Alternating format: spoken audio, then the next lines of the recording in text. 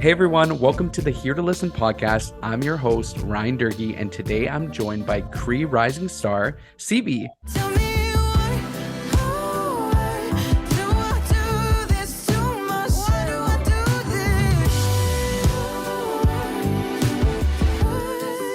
With more than 3 million streams, Siibii is an award-winning singer-songwriter making waves with their music while proudly showcasing their Indigenous identity and being unapologetically themselves as a trans, queer, and non-binary artist ready to break the mold of what it means to be a pop star.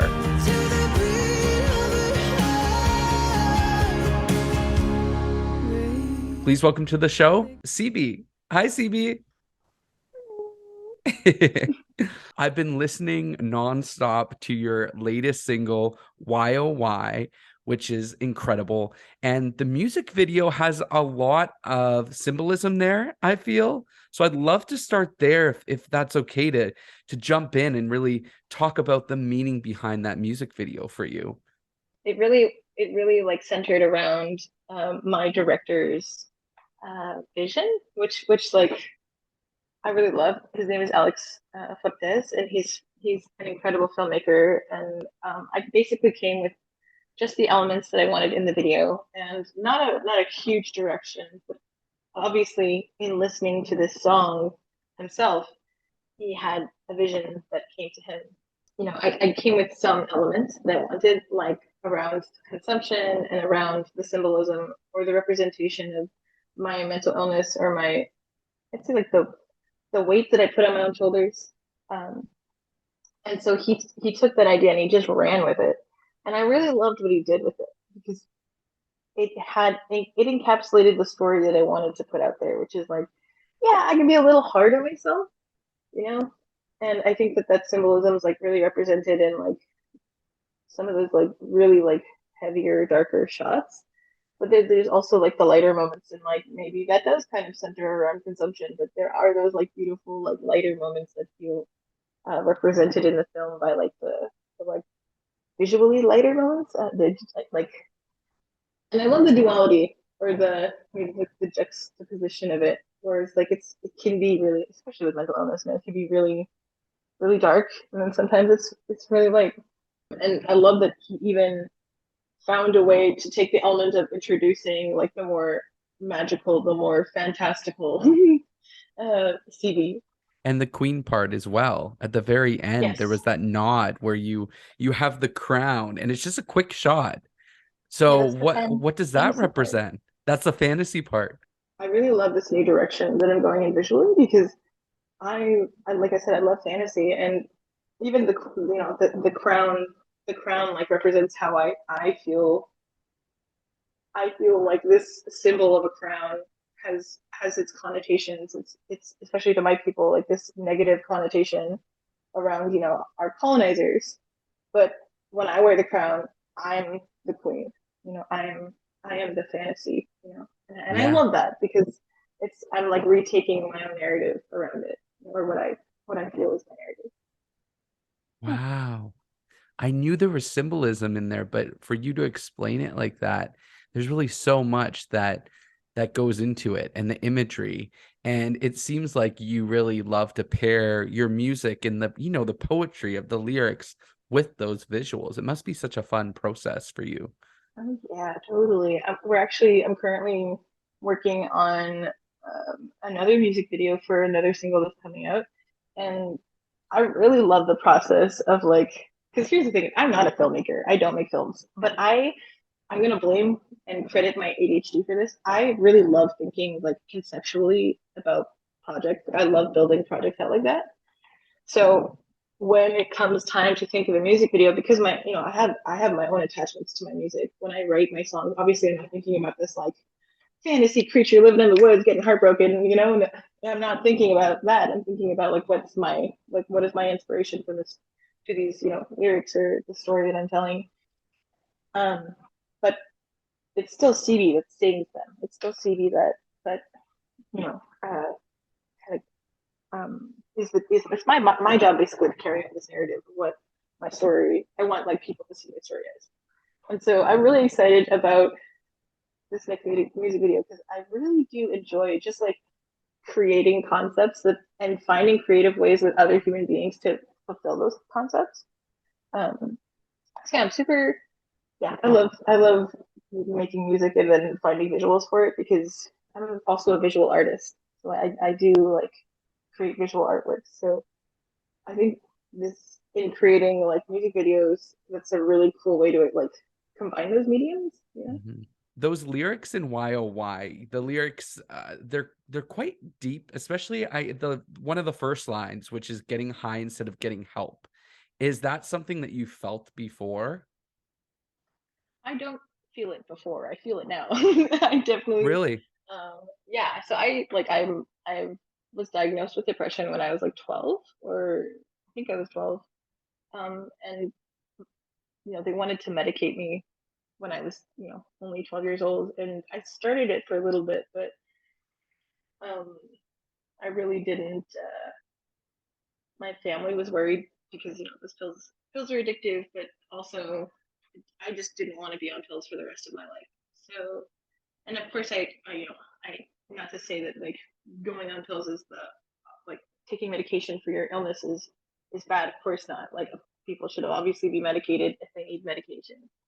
But personally, uh, I've been surviving with my mental illness for over 10 years now, and so um, to think like if I had been medicated that whole time, like I don't know what the physical repercussions would be.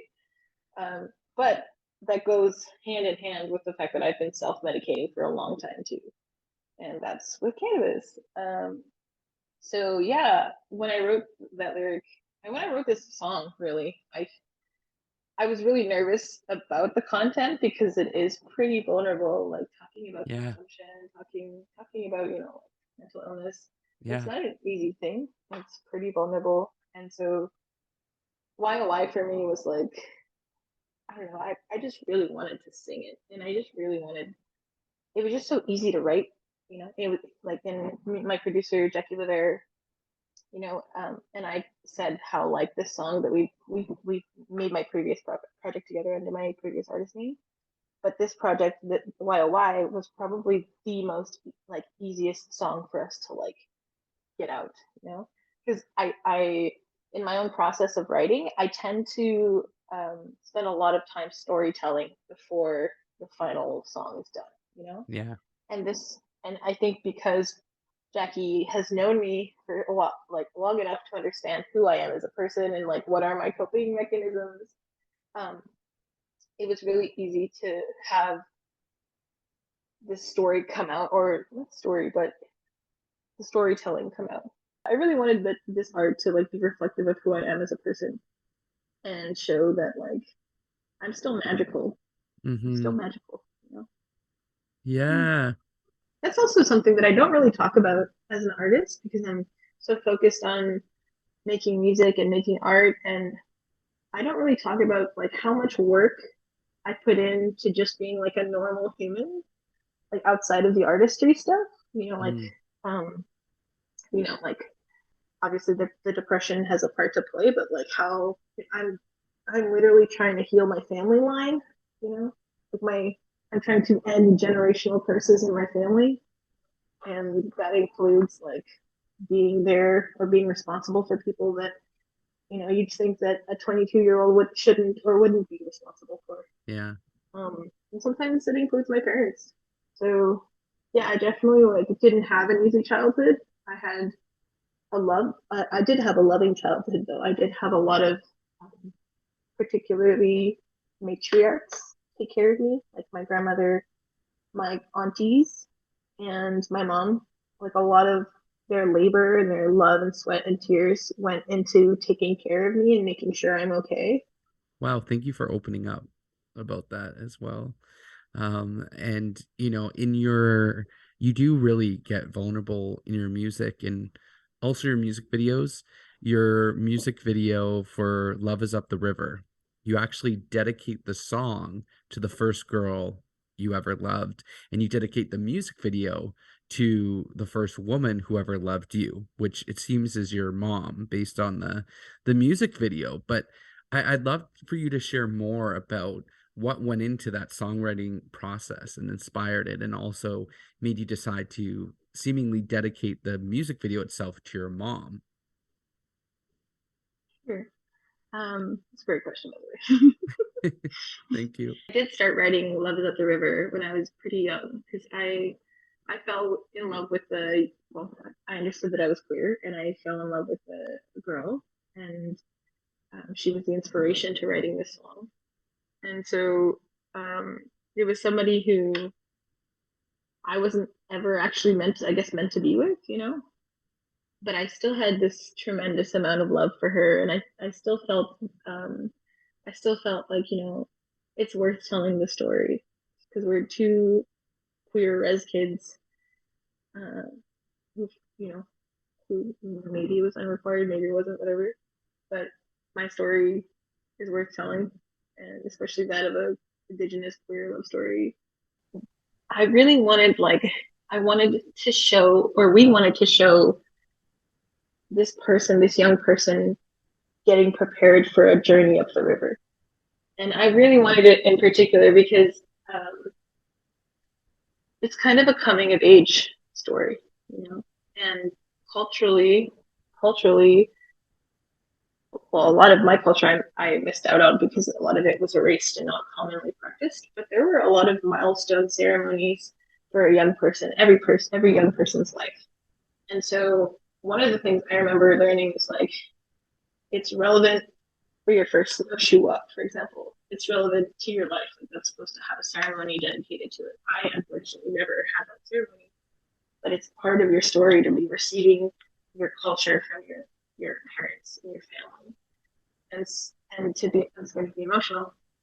And to be honest, I've missed out on a lot of that because it's been erased. Mm. And my dad, with his own stuff, like wasn't particularly proud of being Cree, and so a lot of my access to my culture was through my mom.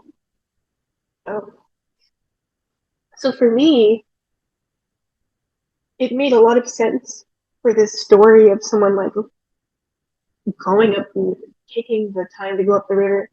It made a lot of sense to credit the person who like put all the time and love and culture into me. And Wow. like that's my mom. You know? Yeah.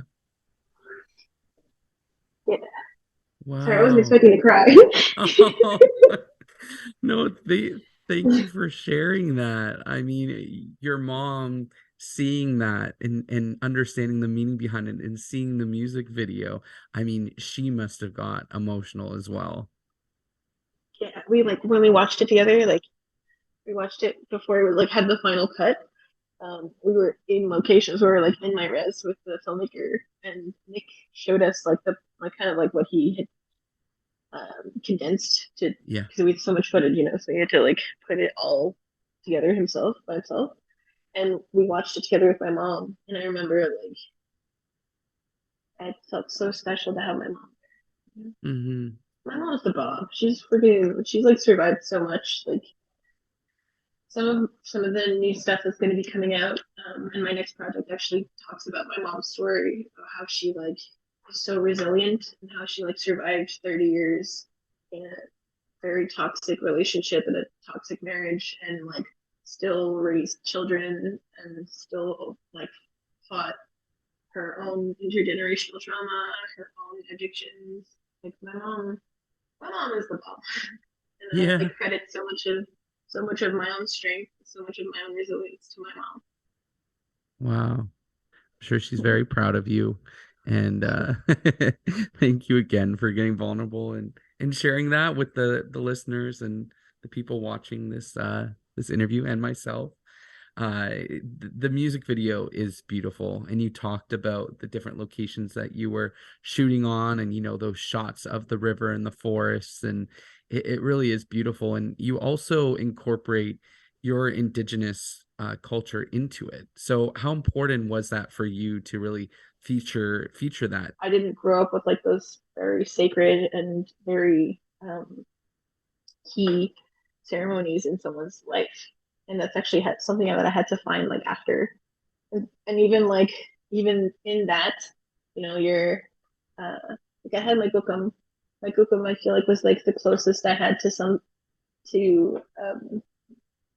something that was sacred because she was a woman of faith, you know. Eva. Um, yeah, how do you know her name? I did my research. Nice. Actually, it's pronounced Ifa because Eva. in Oh. Cree or in Inuit traditionally there were some sounds that weren't there. So like V, for example, wasn't a sound that we had, and R's, I believe. Oh. Your voice is so beautiful, especially when you belt.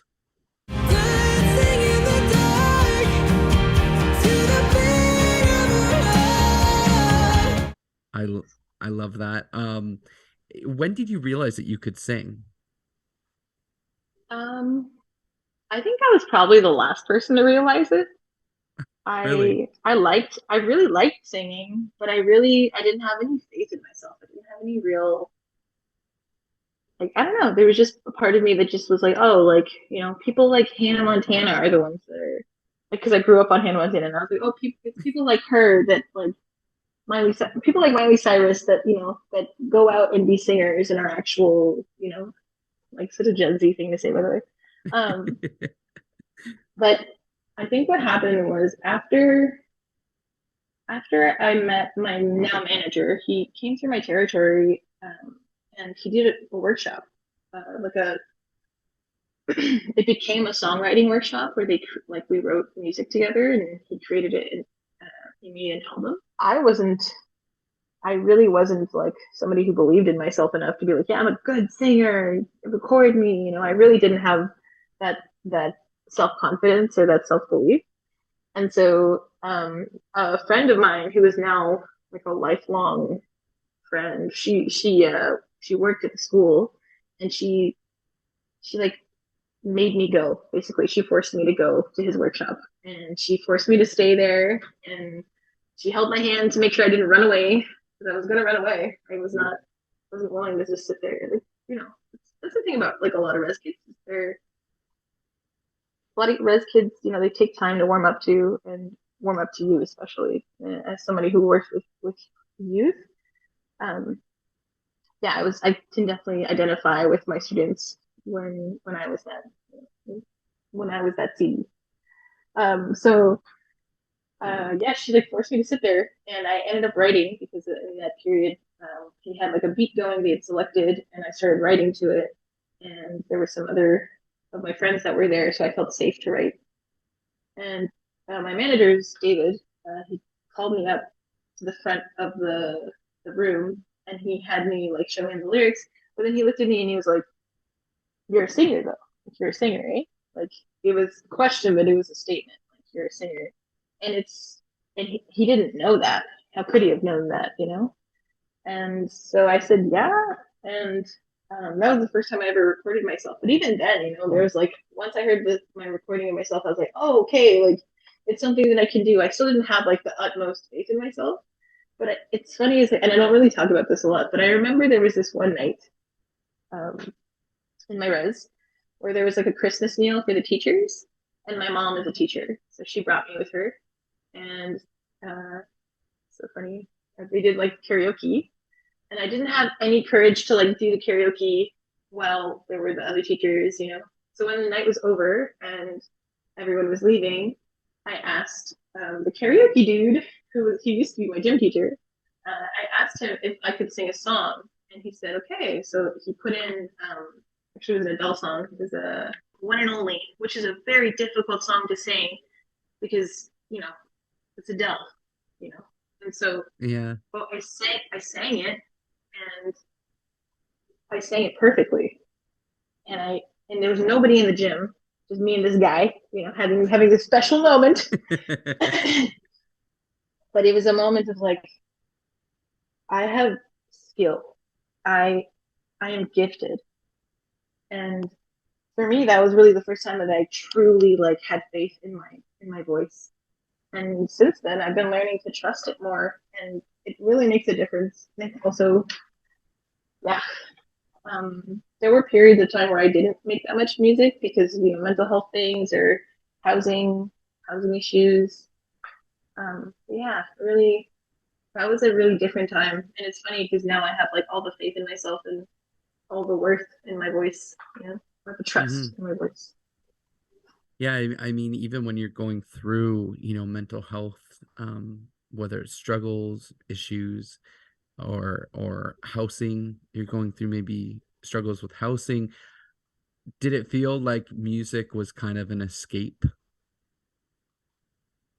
You know what it is, actually? I think what it was, and this is how you can, I think for me, or what is an indicator for me, what my mental health is, okay? My mom, my mom told me, like, she knows I'm doing better when she hears me singing. Mm, Yeah. And wow. I think, I think that really shows in like my production, like, you know, like it's 2023. It took me a while to like start making music again, you know? Yeah. And it's just like taking care of my well-being. It's also still like doing shows and doing other artist things, and like I'm keeping myself busy and I'm being productive and I'm living the life that I really it really benefits me as like a human, not necessarily like, you know, like I'm really grateful. For example, like for the past since I think 2022 or since 2021, I've been full time as an artist, and that means that I Wow. have to work a 9 to 5, you know, and that's not working. And I here's a big shocker: not working a 9 to 5 has been so good for my mental health, so good. And so, yeah, like I've really been spending time actually making art. I've been beading, I've been singing, and yeah, like my mental health, it's true. You know, when you take it, I also go to therapy. I do self medicate with cannabis, but I also go to therapy. Like that's something that I hold very dear Mm, to my heart. Especially like, you know, coming from the communities that I come from, I know that if I don't take care of myself, like you know, I'm not taking care of myself. I'm not taking care of my family line. I'm not taking care of the people that care for me, and I'm not taking care of who I'm trying to be and role model that I'm trying to be for my youth. You hmm. know, because yeah, I'm making music and I'm playing shows. Like this summer, I've been so busy. I'm so happy with how busy I've been. Yeah. Yeah. And sharing your talents with the world. Um, wow, that's impactful. Your mom saying that. You had me like kind of tearing up, feeling I know. emotional with that. What would you say to your younger self? That's a good one. I would definitely tell Siibii that their name is Siibii and it's okay to ask people to respect you as Siibii. Um, I would definitely tell them that though there's incredible conflict between yourself and your family members, that you're all just trying to recover from something that you had nothing to do with, and did nothing to deserve happen to you or your. And I would just give like so much fucking love to that little kid, like so much love. Like I've always been such like a physically affectionate person, but I feel like it would be really cool to just fucking squeeze the shit out of little me, you know, and be like, listen, honey, like it's rough, but you're fucking resilient and you're strong and you're Hmm. loving anyway. Yeah. We'll focus on some more positive now. I know I've been asking Okay. I've I've been asking some deep questions and I'm so grateful that you've opened up. Like it's been such I mean, just meeting you today, I already feel connected to, your story and you opening up, and I already felt connected to your music. So I really appreciate that. I would love to know something that you're really excited about right now, something that excites you. I know you're working on your self-titled upcoming album as well. So if you want to speak a little bit more about that. Yeah. Oh man. So actually goes back to the therapy, and these past few years, like I really have been focusing on like I think that's also why I feel so. I've always felt really open, but like there's a certain level of like security that it takes within yourself to be able to be open. Hmm. And I will credit therapy to that because they like I have multiple therapists. um, and yeah, they it's really changed my life in the sense where like I'm more willing to talk about the things that really do hurt, but also Yeah. the things that are important to me and the stories that are important to me. And so with this next upcoming project, it's really been that. It's really been like an amalgamation of all this progress, all this growth. And it's funny because you talk to like you talk to like labels and stuff, and you're like, oh yeah, I wrote this album because of therapy, and they're like, what? You know? But it's real, like going like when you boil it down to that simple statement, it means nothing. But I literally have spent years talking about very real issues in not only my life, but in my community's lives, in my Yeah. family's lives, in the life of it as an Indigenous queer person, as a Hmm. trans person. So it's not like, ooh, I'm a Gen Z that went to go to therapy and talk about my problems. Like these are like I'm talking about major life issues like housing crises, like suicide epidemic. I'm like these are very real, painful things that are not just like that are so commonly brushed under the rug and not spoken about and not um, addressed.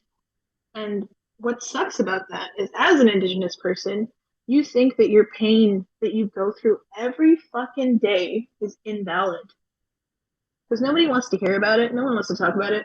But it's important to fucking, like, for your own health, your own well being, to be able to talk about the pain that you've been through, the pain that your family's been through, the pain your family might have put you through, and like how a lot of that is around institutions and is around um, receiving services or waiting for services.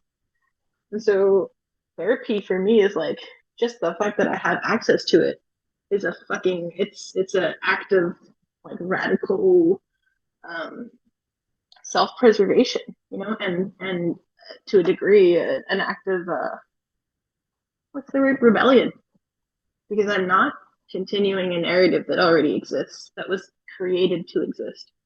I'm directly opposing it by taking care of myself, by healing, like I said, trying to heal my family line.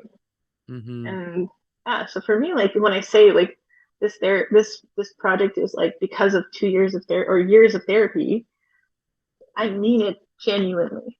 I'm Yeah. like there's there's a song that's coming, that the one I said that we're trying to make a music video for, or not trying, but are making a music video for.